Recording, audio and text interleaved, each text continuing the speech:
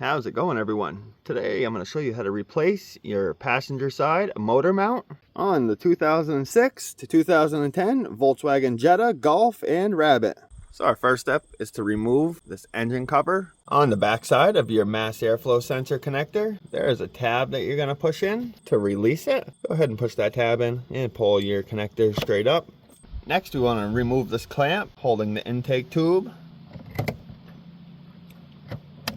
Now just pull the tube off. This is toward the front of your vehicle. Typically you'd have 2 screws on each side of this. You would take those out and then just pull this off. So now we just need to remove the engine cover. This is also where your air filter is located. It's just held down by a few rubber grommets. You can just grab a hold of it and pop it up.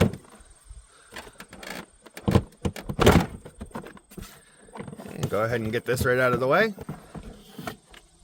So to get access to our engine mount, we need to get the coolant reservoir out of the way, as well as where you fill your windshield wash fluid. Get this engine harness out of the way. Pops out of these 2 areas, and then you got this little push clip.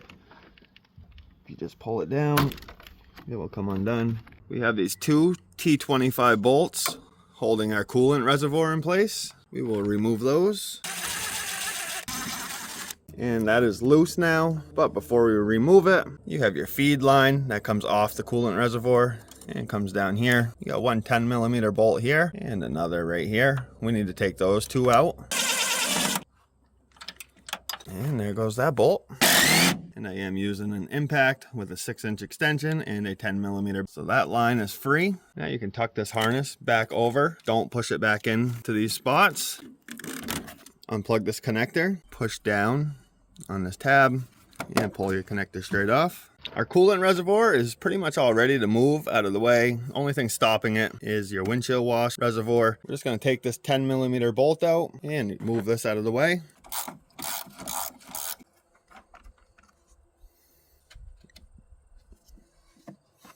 Now we can grab our coolant reservoir and just work it around all these hoses.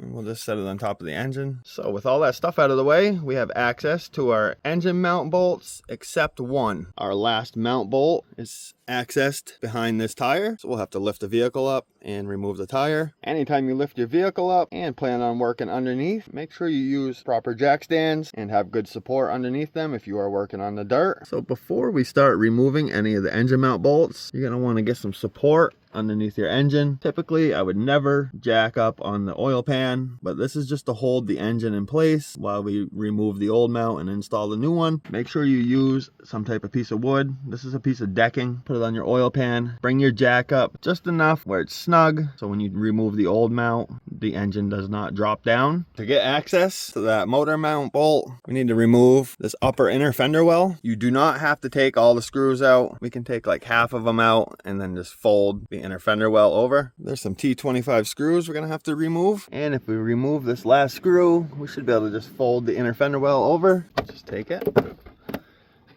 and get it around your brakes and just tuck it in on the other side. And if we come in right here, we have this hole. That is how you access that last motor mount bolt. Now we can remove this black bracket that connected to our windshield wash reservoir. This is 13mm bolts.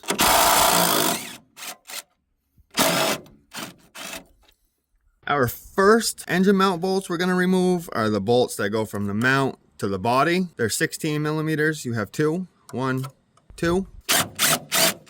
There's our first one and number 2. Next, we can remove these 2 16mm bolts that connect to the engine.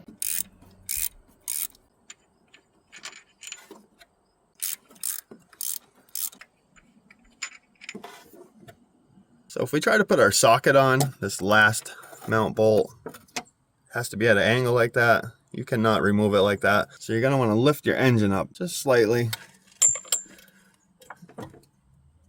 And you can see how that moved up. Now we can get our socket right on there and remove that last bolt. This last bolt is a 16mm, and I'm also using a 10-inch extension. Now we can remove the mount. We're going to want to pull it this way slightly and move it back The reason I say that is because there's little dowels that go into the engine to line it up. So you got to get those past the engine itself. And just work it by these hoses. And these are those little line-up dowels I was talking about. They just get hung up on the engine when you're trying to remove it. Before we reinstall our new mount, you want to clean this mounting area up, get all this dirt out of the way, just so your mount sits nice and flush. So when we reinstall the new mount, you want those dowels to line up here. And the other one's down here. So we can work our new mount in.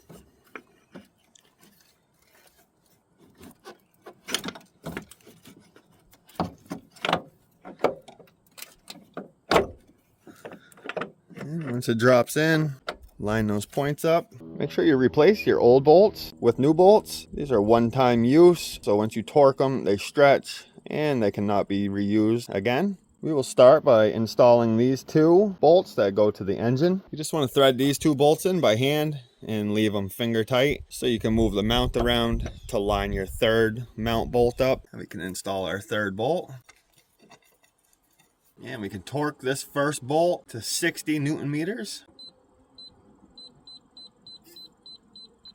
And now we need to do a 90-degree turn.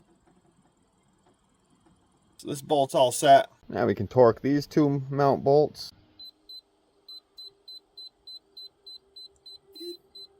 I've never used digital torque wrenches before, but now that I own some, this is a great investment to have. So nice just to set your setting digitally, and it starts beeping when you're getting close and then vibrates once you hit your torque. If you guys would like to check these out, I will make sure to link this product down in the description.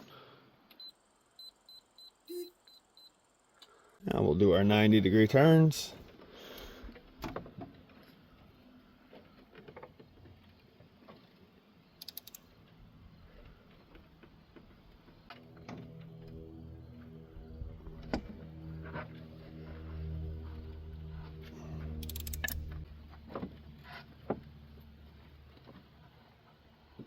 So our three motor mount bolts that bolt to the engine are all set. Our next step will be to remove the jack from underneath the engine, and we'll thread in the two bolts that go to the body. So before you can install the two bolts, you got to make sure your holes are both lined up. If you just jerk your engine a little bit, you can get it to slide. Insert your two new bolts. And these two bolts get torqued to 40 Newton meters with a 90-degree turn. And the way I'm deciding the angle when I do my degrees, I just start with my ratchet one way and just bring it 90 degrees.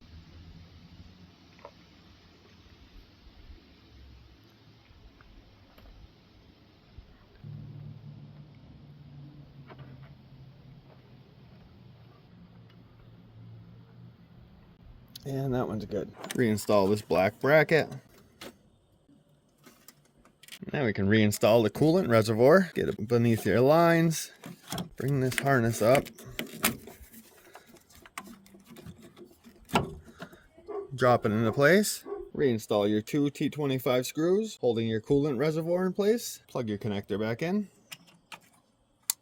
Make sure you hear it clip into place. And just make sure it's not going to pop off. And you can push this harness back into place and reinstall the bolt holding that in place.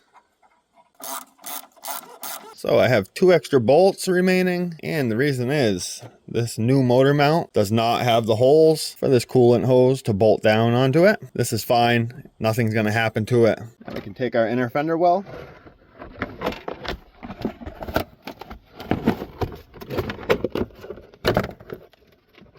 And get that put back in place, and just reinstall all the screws that you removed. Once your inner fender well is all installed correctly, reinstall your tire. And now you can torque your lug bolts to 88 foot-pounds.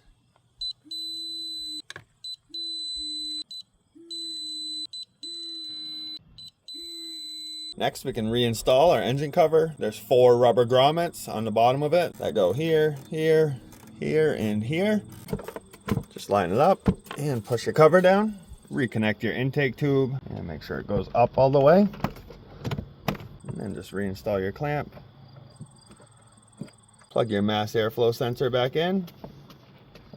And now you can reconnect this other part of your air inlet and put your 2 screws in. And that completes this video on how to replace your passenger side motor mount. If you found this video useful, if you could give it a thumbs up. If you have any questions, leave a comment. And if you're not subscribed to my channel, hit that subscribe button.